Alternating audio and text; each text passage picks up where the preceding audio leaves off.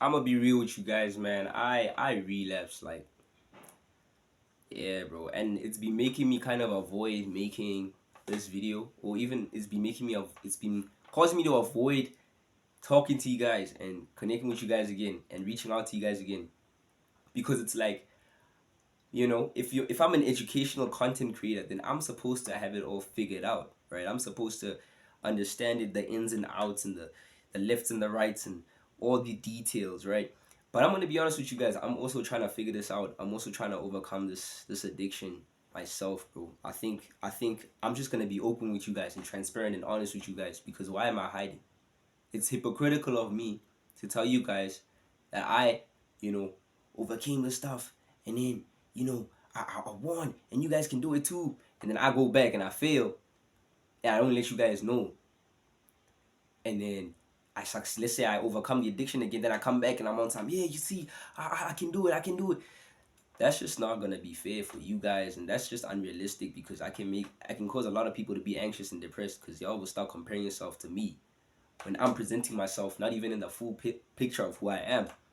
So even in me making this video today, I'm not even showing you the full picture of who I am. That's not the point of today's video. The point of today's video is what now, right? Where do we go from now, right? I've relapsed. I've, like, recently, like flipping yesterday, like ever since I stopped making videos, probably ever since my last video up until this video, maybe like a week, and then I relapsed.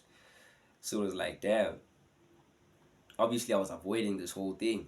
But there's something that I learned that will probably be of good use to you guys and to me right now, because I'm also kind of like, trying to fight this addiction and trying to overcome this. And it's one word, two words: cognitive dissonance. Cognitive dissonance literally means that there is a gap, or there is a discomfort within your mind, your psychological discomfort in your mind, because you notice that there is a difference between who you currently are and who you believe yourself to be. Here's an example. I like soccer, football, right?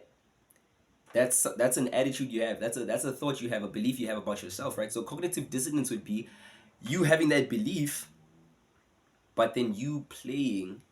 When you go outside, you play like you don't like soccer, or you play with your friends and you don't have that little drive, motivation, that little intrinsic motivation, that little joy that comes from just playing.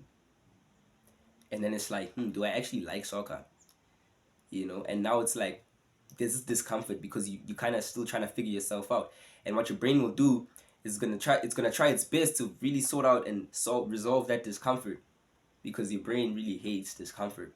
So with weed, right, you need to create cognitive dissonance in order to flipping overcome the addiction. And I'm not gonna lie to you, bro, it's uncomfortable, because you tell yourself that you don't like this substance, it's bad for you, and then you go around and you actually still use and consume the substance. It's like, what are you doing, bro? Do you like it or not? And so your brain somewhere is gonna try to resolve that dissonance by saying, no, but low key, maybe it's nice like sometimes, or maybe it's nice like, when you're free, or when you don't have that much to do, or when you're with your friends or whatever. And your brain will start to make all these excuses, these coping mechanisms, to just be like, oh, nah, it's okay, just so that you can continue with the habit, at the same time not feel too uncomfortable.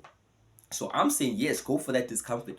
Flipping go for that discomfort, because it's gonna push you, right, to flipping leave the addiction. You're gonna somehow find a way to leave. And listen, I gave you guys so many tips and tricks that you can use, methodologies that you can use.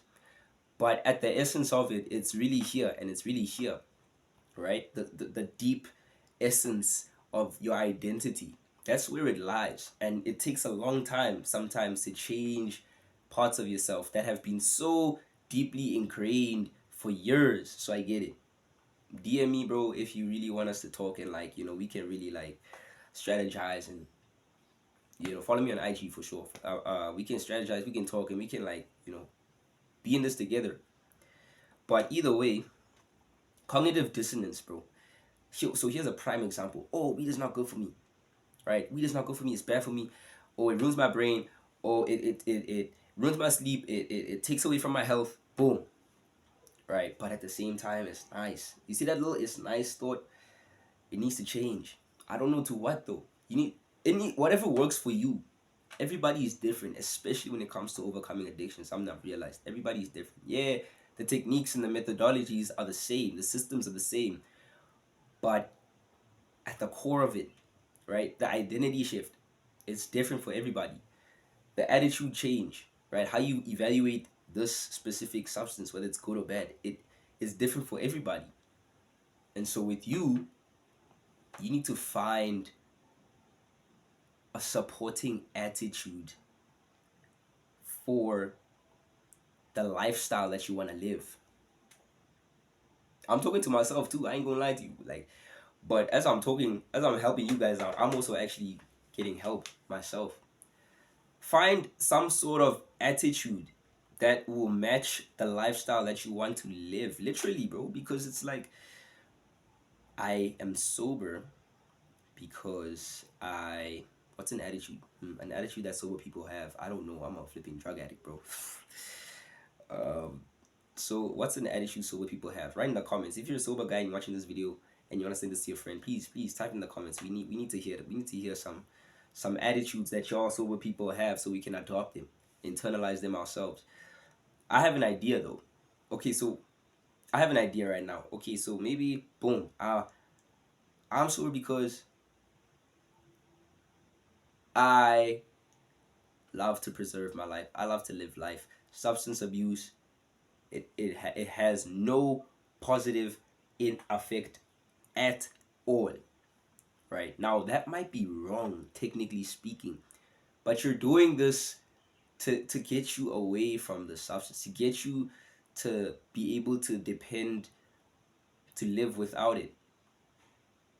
So even though it might be wrong, scientifically speaking, technically speaking, oh, mushrooms can help you with this, oh, so we can flipping, reduce risk of cancer. You get that out the window. Throw that out the window. Weed is bad completely. It's trash. And guys, I'm saying this, right? And I have obviously I'm struggling right now. Like I'll be relapsing like right now. No, I'm not high right now, but it's like, yo, I'm struggling. So even though I'm saying all these negative things about weed, as much as I want to, agree with them and believe them, I kind of do. But there's a part of me where there's still an attitude that still wants to accommodate the substance, right? And maybe I haven't really noticed it. I haven't really put a finger on this is the exact belief that's causing me to come back to weed. But I need to find it. And when I find it, then I can create intentional cognitive dissonance within that belief. Within that belief, because I've been creating it within other beliefs, right? So now if I would find myself relapsing and I'd be sitting there high out of my mind, but I can't even enjoy the high anymore because like I know I'm not supposed to be here. I know I'm not supposed to be doing this. But why can't I stop? And that why can't I stop? This is the one tip, bro. This is exactly what we need to do. Game plan, bro. Action step. I don't know. We in this together, bro. We in this together. Game plan, action step. That why that we can't find an answer to. This is how we're gonna find an answer to it.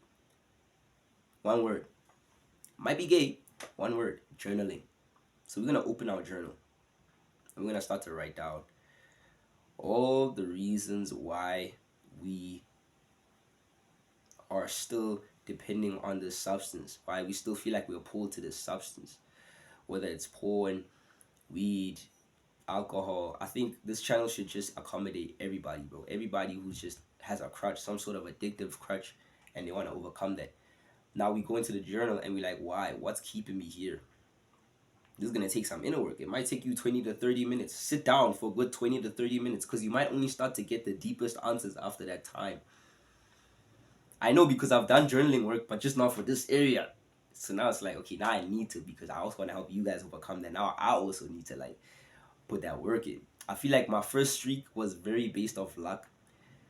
Right now I'm really trying to be intentional. I'm really trying to find, the exact key steps. And let's do that together, bro. But this is the first step, right? We're going to create cognitive dissonance. by kind of forming attitudes and beliefs that separate us from the desire, or even the fact that we think it's acceptable to consume such substances, content, whatever. That's the first step. But then the second step, actually, there's no order. These are just the two tips. There's no order. It's cognitive dissonance, and then the thing is journaling, self awareness, introspective work. Ask yourself a lot of the whys, hows, whos, whens. Find those answers, and then when we find those deep rooted beliefs, we can start to form new attitudes, right? And maybe I'll make a video. My next video will be on how to how to exactly form those attitudes, but form new attitudes on what form new attitudes that will serve you in this journey. Use this December wisely.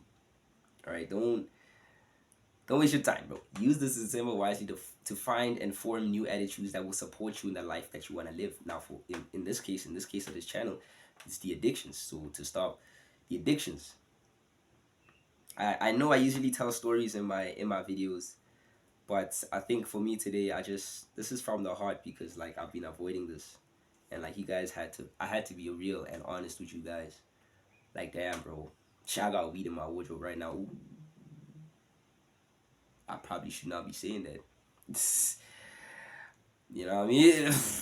But I wanted to be open and transparent with you guys. So have a great day, and remember, I believe in you.